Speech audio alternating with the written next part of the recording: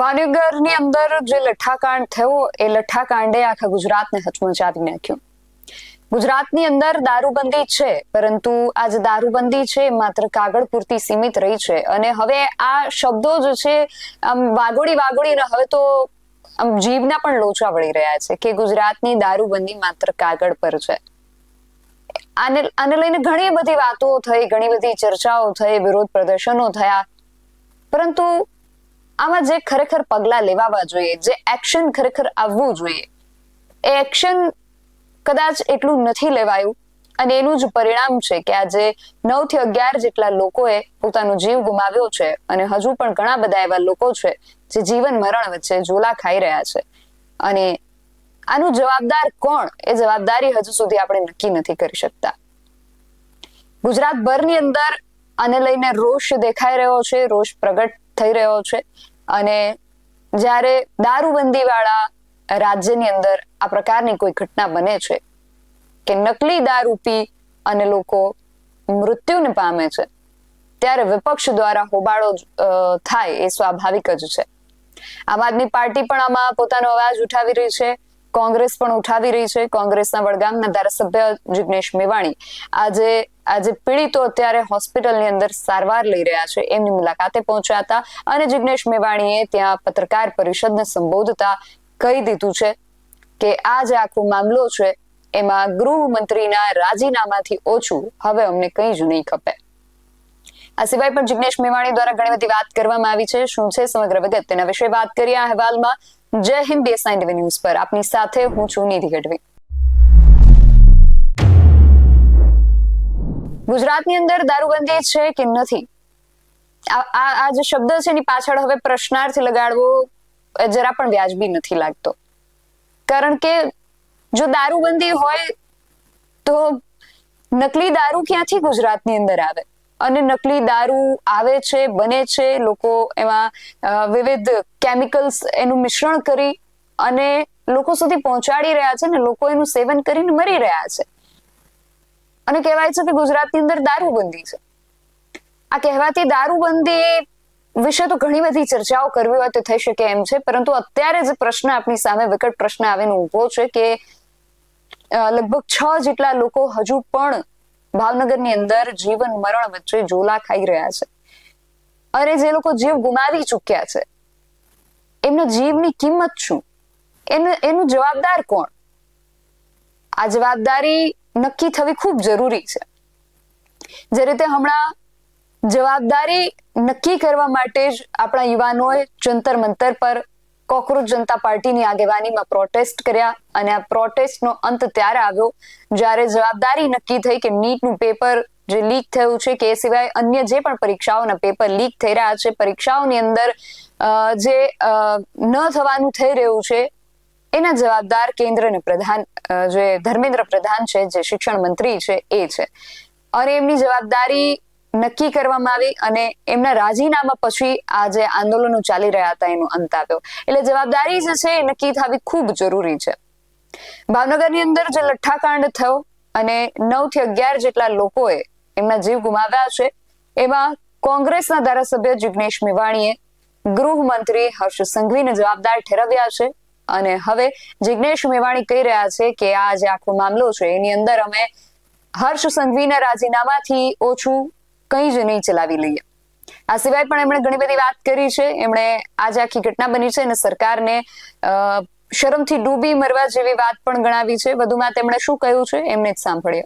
આપ સૌ જોઈ રહ્યા છો, આખું ગુજરાત જોઈ રહ્યું છે કે છેલ્લા 1 વર્ષથી ગાંધી અને સરદારના આપણા આ ગુજરાતમાં ચરસ, ગાંજો, ડ્રગ્સ અને દારૂની વિરુદ્ધમાં હું અને કોંગ્રેસ પાર્ટી સતત રાત દિવસ લખી રહ્યા છીએ, લડી રહ્યા છીએ, બોલી રહ્યા છીએ.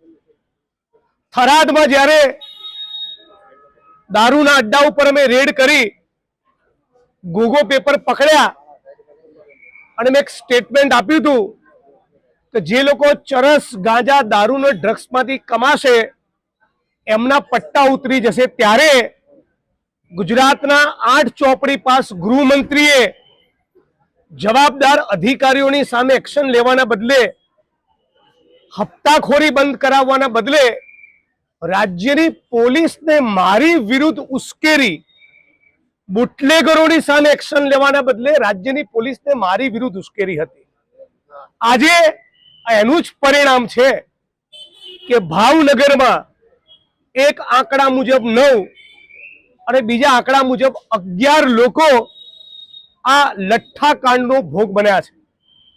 2022-23માં, 23-24માં, 24-25માં અને આ 2026માં દર 1-1.5 વર્ષે લઠ્ઠાકાંડની ઘટના બને છે અને એવરેજ 1 ડઝનથી વધારે ગુજરાતીઓ આપણે ગુમાવીએ છીએ.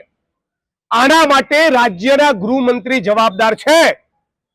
એ ગુજરાતની જનતાની પરમ કમનસીબી છે કે આવા ઠોઠ, અભણ અને 8 ચોપડી પાસ ગૃહમંત્રી આપણા ગુજરાતના લમણે લખાયા છે. અત્યારે આ બોલી રહ્યો છું ત્યારે પણ આ રાજ્યની સરકાર એવી ગેરંટી આપી શકે કે આજ ભાવનગર શહેર અને ભાવનગર જિલ્લામાં આજે કે ગઈકાલે રાત્રે દારૂ વેચાયો નથી?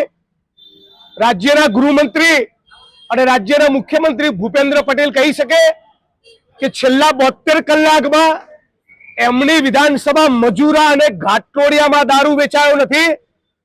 ગુજરાતના અંબાજી, દ્વારકા, સ્વામિનારાયણ સંપ્રદાયના મંદિરો, ડાકોર, હિન્દુ ધર્મમાં આસ્થા રાખતા તમામે તમામ હિન્દુ ભાઈ બહેનો જે મંદિરોમાં નિયમિત જાય છે એ બધા જ મંદિરોની 2 કિલોમીટરની ત્રિજ્યામાં 2-2 ડઝન દારૂના અડ્ડા ચાલે છે. સુરત, વડોદરા, રાજકોટ, અમદાવાદના પોલીસ કમિશનરોના મકાન અને ઓફિસની 2 કિલોમીટરની ત્રિજ્યામાં આજે પણ દારૂના, ચરસના, ગાંજાના બેફામ વેપલા ચાલુ છે. અને આ બધું તો જ શક્ય બને કે રાજ્યના ગૃહમંત્રીના અધિકારીઓ ઉપર હાથ હોય.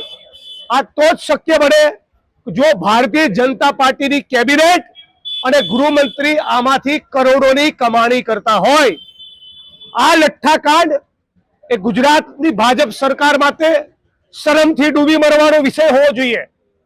બીજા રાજ્યના માણસો ગુજરાતમાં આવે, લઠ્ઠો પેદા કરે, મિથેનોલ અને ઇથેનોલની મિલાવટ કરે તો ગુજરાતની બહારના બુટલેગરો અને આવા કારસાને અંજામ આપનારા લોકોને એવી કેવી ખાતરી છે કે ભાવનગર જઈશું, આવા કરીશું, કોઈ અમારો વાળ વાંકો કરવાનું નથી?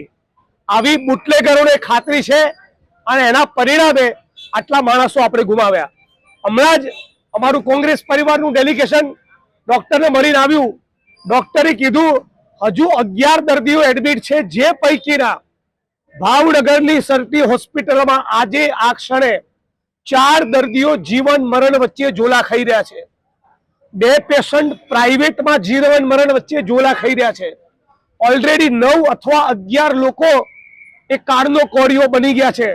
એટલે હજી જો હર્ષ સંઘવીની આંખ ખુલતી ના હોય તો આપણે બધા જ ગુજરાતીઓએ જેમ જંતર મંતરમાં તમામ જ્ઞાતિ અને ધર્મના યુવાનો જ્ઞાત, જાત, ધર્મ, કોમ ભૂલીને એક થયા, એમ આપણે બધા જ ગુજરાતીઓ સાથે મળીને માંગ કરવી જોઈએ કે લાખ વાતની એક વાત, ગુજરાતના ગૃહમંત્રી 8 ચોપડી પાસ હર્ષ સંઘવીનું રાજીનામું જોઈએ.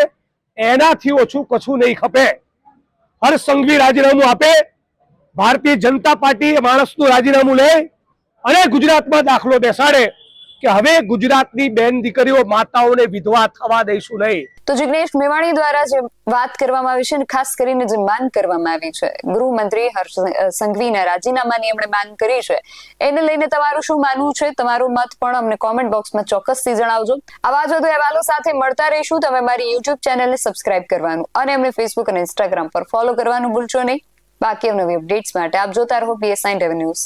નમસ્કાર.